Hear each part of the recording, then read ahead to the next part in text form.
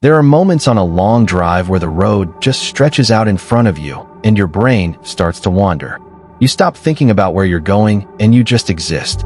It's one of the few times in life where everything feels simple. This was not one of those drives. This happened about 3 years ago. I was 24 at the time and had just finished a brutal stretch at work. My manager had been on my case for weeks and I was running on empty. A college friend of mine named Derek lived about 6 hours away and had been asking me to visit for months. I finally had a long weekend free and decided to make the drive alone. Derek offered to fly me out, but I actually enjoy driving. There's something about being alone in a car with music and open road that resets me. I packed a bag Friday after work, gassed up, and hit the highway around 9 p.m. The first 3 hours were fine. I had a good playlist going, stopped once for coffee and a snack, and was making solid time. It was around midnight when I started hitting the more rural stretch of the route. The highway thinned out, and the exits became less frequent. The kind of road where you pass a gas station and think about stopping just because you don't know when the next one will be. I didn't stop. I had more than half a tank, and I wanted to make time. That was probably my first mistake.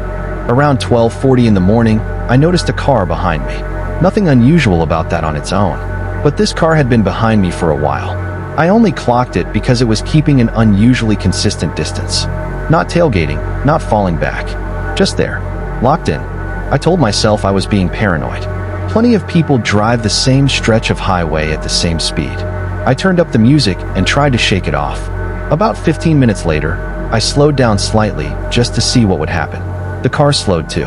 Same distance. I sped back up. So did it. My stomach dropped. I changed lanes. The car changed lanes. I moved back. It moved back. At this point, my hands were tied on the wheel and my brain was cycling through explanations. Maybe it was just someone on autopilot. Maybe they were tired and unconsciously following my taillights as a guide. I wanted to believe that. I almost did. Then they turned their headlights off. A car, in the middle of the night, on a dark highway, driving without headlights directly behind me. I grabbed my phone and called Derek. It was almost 1 a.m. and he answered half asleep. The second I told him what was happening, he woke up fast. He told me to get off at the next exit no matter what and find somewhere with people. Lights. Cameras. The next exit was 4 miles away. Those were the longest 4 miles of my life. I kept my speed up and my eyes split between the road ahead and the mirror. The dark car stayed with me the entire time. The dark car rolled slowly past the entrance to the gas station. It didn't pull in. It didn't stop. It just crept by at a crawl, like it was looking at me. Then it kept going and disappeared down the road. I sat in that gas station parking lot for almost 40 minutes. I called Derek back, and he stayed on the phone with me the entire time. Eventually, a trucker pulled in, and I felt safe enough to go inside and talk to the attendant. I told him what happened, and he didn't seem shocked, which bothered me more than I expected. He told me it wasn't the first time someone had come and spooked like that on that particular stretch of road. He didn't elaborate, and I didn't push. I bought a coffee, waited another 20 minutes, and then took a completely different route to Derek's. It added almost an hour to the drive. I didn't care. I still don't know what that person wanted. Maybe it was nothing. Maybe they were just a strange driver who happened to mirror my movements by coincidence. But turning off the headlights in the dark while following someone is not something an innocent person does. Whatever it was, I never want to find out. I think most people understand on some level that asking for help from a stranger carries risk. You don't know who you're dealing with. Most of the time it's fine. Most of the time people are decent. But every once in a while, you get a reminder that not everyone who offers help is offering it for the right reasons. 2 years ago, I was driving cross-country with my girlfriend Maya. We had been planning the trip for months. We were moving her stuff from her old apartment to our new place across the country and decided to make a road trip out of it. Her car was packed, and I followed behind in mine. We stayed in touch through a Bluetooth call the whole way, so it felt less like a convoy and more like just hanging out. We were somewhere in the middle of the country, deep into the second day of driving, when Maya's car started acting up. She noticed the temperature gauge climbing, and we pulled over on a 2-lane road that cut through flat, empty land in every direction. No buildings, no other cars, just fields and a gray sky pressing down on us. We popped her hood, and neither of us knew what we were looking at. I called roadside assistance and was told it would be at least 90 minutes. We settled in to wait. About 20 minutes in, a truck pulled up behind us. An older man got out. He looked to be in his 60s, heavy set, wearing a flannel shirt. He walked over friendly enough, hands visible, asked if we needed help. I thanked him and told him we had roadside on the way. He nodded and looked under the hood anyway. Said it looked like it might be the coolant. He said he had some in his truck and offered to take a look. I told him we were okay and that help was coming. He smiled and said he understood, went back to his truck, and I thought that was the end of it. He didn't leave. He just sat in his truck.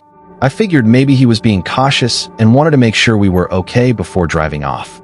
That's a decent thing to do, so I didn't think much of it at first. 15 minutes passed, then 30. The man just sat there, engine running. I kept glancing back at him in the side mirror. He wasn't on his phone. He wasn't doing anything. He was just sitting there looking forward. Maya noticed it too. She got out of her car and came to stand near me, and we started talking in low voices about it. She was more unsettled than I was.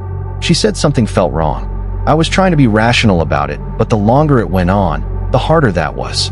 Then his truck door opened again. He got out and walked over a second time. Same friendly demeanor. Asked if we were sure we didn't want him to take a look. I told him firmly that we were fine and that help would be there soon. He looked at Maya for a moment. Not a quick glance. A long look. Then he smiled at me and said something that made the hair on my arms stand up. He said it was a long wait for a young woman to be stuck out here. Something about the way he said it. The emphasis. I stepped slightly in front of Maya and told him we appreciated the concern, but we were all set. He held eye contact with me for a beat too long, and then nodded and went back to his truck. I texted roadside assistance immediately and told them it was an urgent situation and asked them to expedite. I also called the non-emergency police line and told them our location and what was happening. The dispatcher told me to stay on the line and said she was sending a patrol car. The patrol car arrived before roadside did. The second that cruiser pulled up, the old man's truck pulled out and drove off down the road without a word. The officer said he couldn't do anything since technically the man hadn't done anything illegal. But he stayed with us until the tow truck came. The tow truck driver, a younger guy, listened to the whole story and told us that road was known for that kind of thing. People who prey on stranded drivers. We never found out who the man was or what his actual intentions were. But Maya and I still talk about it. The way he looked at her. The way he waited. The way he left the second law enforcement showed up.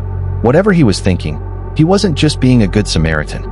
There are things that happen on the road that you can explain away if you want to. A strange car, an odd interaction, a feeling you can't quite name. You can file those under paranoia and move on. But sometimes something happens that has no innocent explanation. No version of events where everything is fine. This is one of those times. This was about 18 months ago. I was driving back from visiting my parents, a solo trip, about 4.5 hours each way. The drive back was always the harder one. You're leaving comfort and heading back to routine. I usually made it in one shot. I stopped at a rest area about 2 hours into the return trip. It was just past 10 p.m. The rest area was well lit and had a handful of other travelers around. I used the restroom, grabbed something from the vending machine, and got back in my car. I sat there for a few minutes eating and scrolling my phone before pulling back onto the highway. About an hour later, I noticed something odd. A piece of paper was tucked under my windshield wiper on the driver's side. I assumed it was just a flyer or some kind of ad someone had placed on cars in the rest area parking lot. I turned on my wipers to knock it off, but it was tucked in tight. I pulled over at the next safe spot, a wide shoulder with good visibility, and got out to grab it. When I unfolded the paper, there were just 4 words written on it in black marker. Do not go home. I stood there in the cold reading it over and over trying to make sense of it. My brain immediately started looking for a rational explanation. Wrong car. Someone's weird idea of a joke. A note meant for someone else that ended up on my car by accident. But I hadn't been near anyone else's car. I had parked by myself at the edge of the rest area lot. And the note was on the driver's side wiper, not tucked under both wipers like flyers usually are. It was placed deliberately. I got back in my car and locked the doors. I sat there for a moment trying to think. Then I called my roommate and told her what was on the note. She immediately asked if anyone had been near my car at the rest area. I couldn't remember seeing anyone close to it, but I also hadn't been watching my car the entire time I was inside. She told me to call the police. I wasn't sure if this was even a police situation. It felt dramatic, but she pushed and I made the call. The officer I spoke to took it more seriously than I expected. He asked me to stay where I was and said a unit would come to me. While I waited, I started thinking about the rest area. I tried to replay what I could remember. There had been a man near the vending machines who I didn't think much of at the time. He was just standing there, not really using the machines. He was looking in my direction when I walked back to my car. I had clocked it faintly but dismissed it. The officer arrived, and I showed him the note. He bagged it. He asked me several questions about what I had observed at the rest area, and I told him about the man by the vending machines.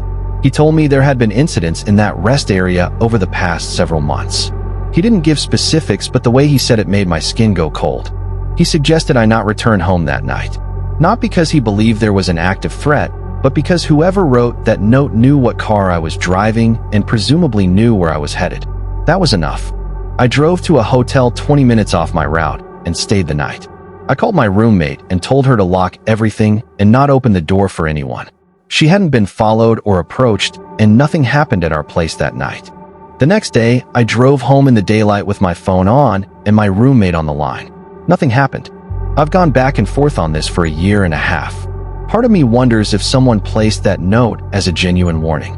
Like maybe someone saw something I didn't and was trying to help. But the officer didn't frame it that way. The way he reacted told me everything. That note wasn't a warning from a stranger trying to protect me.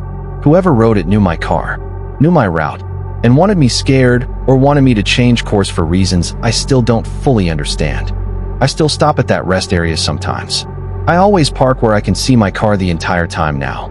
I've never seen the note or anything like it again, but I haven't stopped thinking about those 4 words since the moment I read them.